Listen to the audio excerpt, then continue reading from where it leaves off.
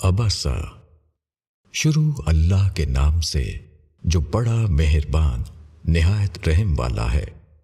ترش روح ہوا اور بے رخی برتی اس بات پر کہ اندھا اس کے پاس آیا، اور تم کو کیا خبر کہ وہ سدھر جائے یا نصیحت کو سنے تو نصیحت اس کے کام آئے۔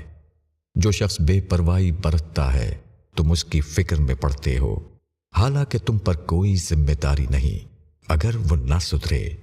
اور جو شخص تمہارے پاس دوڑتا ہوا آتا ہے اور وہ ڈرتا ہے تو تم اس سے بے پرواہی برتتے ہو۔ ہرگز نہیں، یہ تو ایک نصیحت ہے، پس جو چاہے یاد دہانی حاصل کرے۔ وہ ایسے صحیفوں میں ہے جو مکرم ہیں، بلند مرتبہ پاکیزہ ہیں، کاتبوں کے ہاتھوں میں معزز نیک۔ برا ہو آدمی کا وہ کیسا ناشکر ہے، اس کو اللہ نے کس چیز سے پیدا کیا ہے۔ ایک بوند سے اس کو پیدا کیا، پھر اس کے لیے اندازہ ٹھہرایا، پھر اس کے لیے راہ آسان کر دی، پھر اس کو موت دی، پھر اس کو قبر میں لے گیا، پھر جب وہ چاہے گا اس کو دوبارہ زندہ کر دے گا۔ ہرگز نہیں، اس نے پورا نہیں کیا جس کا اللہ نے اسے حکم دیا تھا۔ بس انسان کو چاہیے کہ وہ اپنے کھانے کو دیکھے۔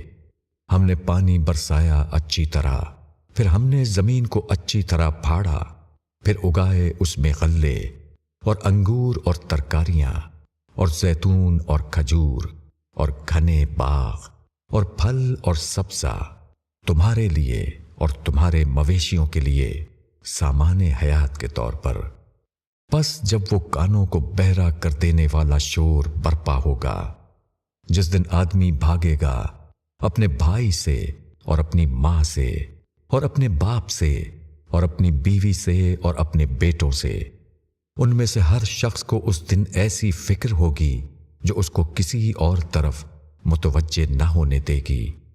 کچھ چہرے اس دن روشن ہوں گے، ہنستے ہوئے، خوشی کرتے ہوئے، اور کچھ چہروں پہ اس دن خاک اڑ رہی ہوگی، ان پر سیاہی چھائی ہوئی ہوگی۔ یہی لوگ منکر ہیں، ڈھیٹ ہیں۔